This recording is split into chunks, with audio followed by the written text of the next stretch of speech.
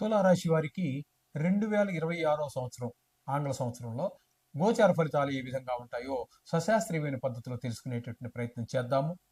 ఇక్కడ ఈ తులారాశి వారికి పంచమ స్థానంలో రాహుగ్రహ సంచారం 11 నెలల 6 రోజుల పాటు జరుగుతోంది. అలాగే ఆయన వక్రగతిలో సంచారం చేస్తారు కాబట్టి పంచమ స్థానం నుంచి 4వ స్థానంలోకి వచ్చి ఒక 25 రోజుల పాటు సంచారం చేస్తూ ఉన్నారు. ఇక్కడ చెప్పాలి అన్నట్టయితే రాహుగ్రహం 5వ స్థానంలో సంచారం చేసేటటువంటి 11 నెలల 5 రోజులు, ఈ 5 రోజులు కూడా సంతానం మీద దుష్ప్రభావం చూపిస్తుంది. విద్య విషయంలో కావచ్చు, లేదు ఏదో ఉద్యోగం చేసుకుంటున్నాడు అనుకుందాం, పిల్లవాడు ఇంకా పెళ్లి కాలేదు, పెళ్లి అయితే వాడి పాటికి వాడిని వదిలేయచ్చు, వాడి జాతకం అక్కడికి అది అవుతుంది. ఇక్కడ ఇంకా మీతోటే ఉన్నాడు, మీ మీద ఆధారపడే ఉన్నాడు, మీ సలహా తీసుకుంటున్నాడు. ఈ విధంగా ఉండగా అట్లాంటి వాడికి ఈ సంతానం మీద ఆ ఉద్యోగంలో డిస్టర్బెన్స్ రావటము ఇట్లాంటివి కూడా జరిగే అవకాశం ఉంటుంది. విద్య చదువుకుంటున్న వాడైతే విద్యలో అవరోధాలు ఏర్పడే అవకాశం ఉంటుంది. ఈ విధంగా ఉంటుంది. సంతానం మీద బుద్ధిబలం తగ్గుతుంది. కొంచెం చెడు స్నేహాలకు కూడా ఎక్కువ అవకాశం ఉంది సంవత్సర కాలం పాటు ఇది కాబట్టి ఈ విధంగా గమనించుకోవాలి. తదుపరి ఒక 25 రోజులు మాత్రం చతుర్థ స్థానంలో, ఈ చతుర్థ స్థానంలో ఉన్నప్పుడు విద్య విషయంలోను, భూమి విషయంలో, గృహ విషయంలో, వాహనాల విషయంలో కొన్ని ఇబ్బందులు పెడతాడు. ఈ రియల్ ఎస్టేట్ వ్యాపారానికి ఇది 25 రోజులు అంటే డిసెంబర్ 2026, ఇప్పుడు ఈ డిసెంబర్ కాదండి, అప్పుడు కొంచెం అనుకూలమైన పరిస్థితి కాదు, ఒక నెల రోజుల పాటు. ఓకే. ఇకపోతే శని భగవానుడు 6వ స్థానంలో సంచారం చేస్తూ ఉన్నాడు. 6వ స్థానంలో శని భగవానుడు చాలా చక్కటి ఫలితాలన్నీ సంవత్సరం మొత్తం అంతా కూడా అక్కడే ఉండి మంచి సుఫలితాలు ఇస్తూ ఉన్నారు. ఆయన ఏంటంటే శని భగవానుడు ఆరోగ్యాన్ని ప్రసాదిస్తాడు ఇక్కడ మీకు. అలాగే అప్పులుంటే తీర్చేయగలుగుతారు. మీకు అప్పు కావాలంటే అప్పు పుడుతుంది.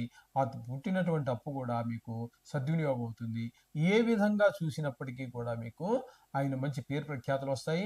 ఆయన ఏ విధంగా చూసినా మొత్తం డబ్బులకి ఇబ్బంది లేదు. మీరు అప్పు ఇవ్వాల్సి ఉంటే ఇచ్చేయగలుగుతారు. అప్పు కోసం ప్రయత్నిస్తే మీకు అప్పు దొరుకుతుంది.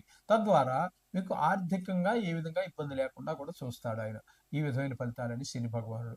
అలాగే ఇక భాగ్యస్థానం గురువు యొక్క సంచారం తీసుకున్నట్టయితే గురువు 3 రాసుల్లో అంటే మిథున, కర్కాటక, సింహ 3 రాసుల్లో సంచారం చేస్తూ ఉన్నారు. ఆయన ఉన్నటువంటిది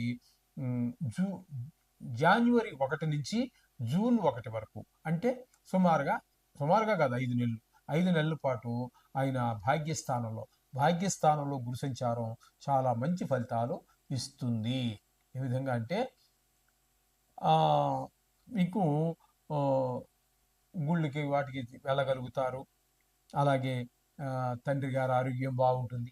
పెళ్లి కానిటువంటి వారు ఎవరైనా ఉన్నట్టయితే వారికి పెళ్లి కుదరటమో పెళ్లి అవటమో ఖచ్చితంగా జరిగే అవకాశం గోచార రీత్యా భాగ్యస్థానంలో గురు సంచారం ఒక సరి అయిన వివాహ సమయంగా కూడా ఉంది.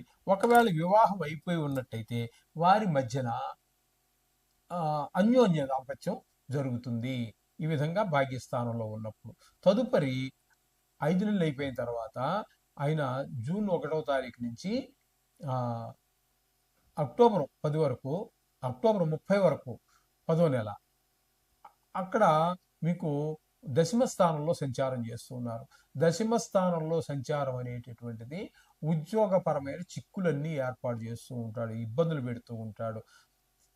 మీకు శ్రమకు తగినటువంటి ఫలితం దొరకకపోవటము, అలాగే వృత్తిపరమైన వ్యాపారపరమైన ఇబ్బందులన్నీ కలుగుతూ ఉంటాయి.